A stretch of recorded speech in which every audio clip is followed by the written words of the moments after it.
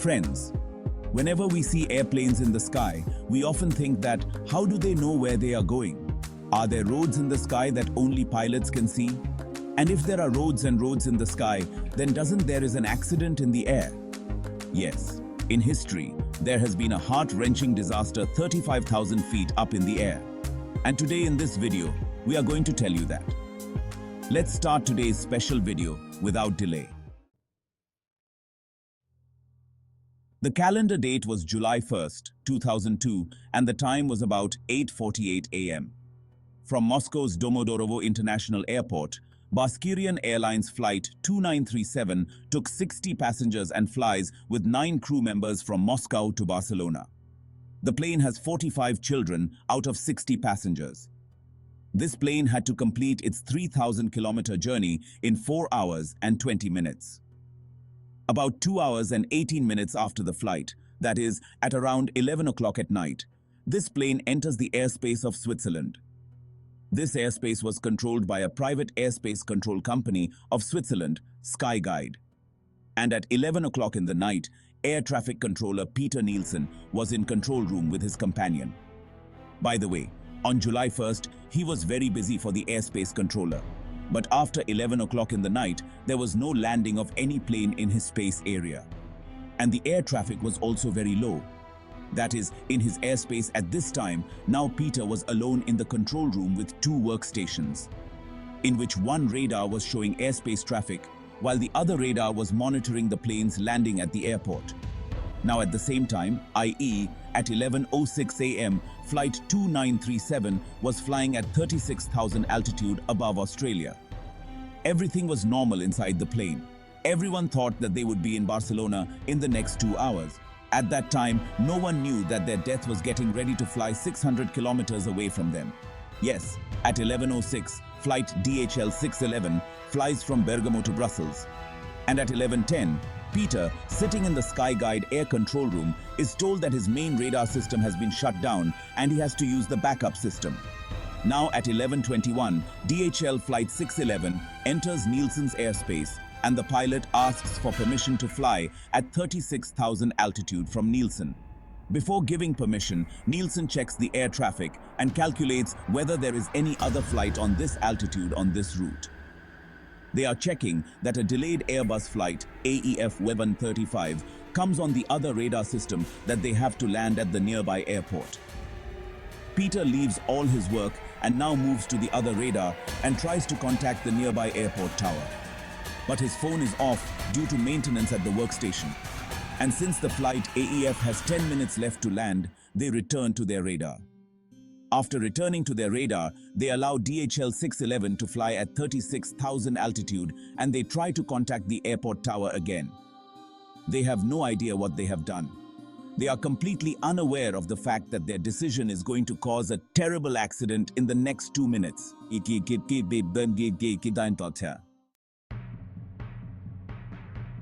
After the permission of Nielsen, DHL 611 reached its altitude of 36,000, and now the Barcelona flight was also flying at 36,000 altitude. Now both the flights were coming to each other rapidly. Both of them were only 44 kilometers away. In fact, the air route of these 2 flights was getting together at a point which is on Switzerland. After about 1.25 minutes, that is, just 45 seconds before the collision, Nielsen realizes what is going to happen. He immediately asks Flight 2937 to perform decently and says that he should bring his plane's flight level from 360 to 350. But then the plane's TCAS, that is, Traffic Collision Avoiding System, starts beeping. Actually, TCAS is a system that uses the altitude, space, height, and heading of the plane to make a 3D map all around the plane. And the information of this map keeps transferring to the nearby planes. As soon as a plane enters this map, it automatically tells one plane to descend and the other plane to climb.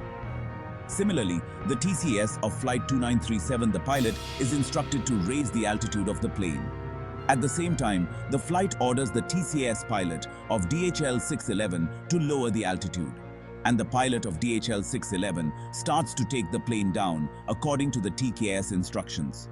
On the other hand, the Russian pilot, who is the Flight 2937 pilot, is very confused. because their TCAS is saying to take the flight up, but Nielsen is asking them to lower the flight. Then Peter repeats his words and asks the pilot to descend. Finally, the Russian pilot listens to Nielsen and starts lowering the plane. That is, both the flights now start coming down from a 36,000 altitude together. When Nielsen saw that flight 2937 was coming down, he sat down comfortably thinking that there would be no collision now. He was completely unaware of this. The DHL flight is also coming down because the pilots of the DHL flight are not talking to them because they are busy with flight 2937. Apart from this, Nielsen was working on a backup system which does not have a very important feature, visual STC alarm system, which gives a red signal in such a situation, due to which Nielsen has no idea of the actual situation, and now they land on another radar where an Airbus was about to land at another airport. On the other hand, the TCAS system of the plane was still giving red signal to both the pilots. But both the pilots were constantly increasing their descent rate.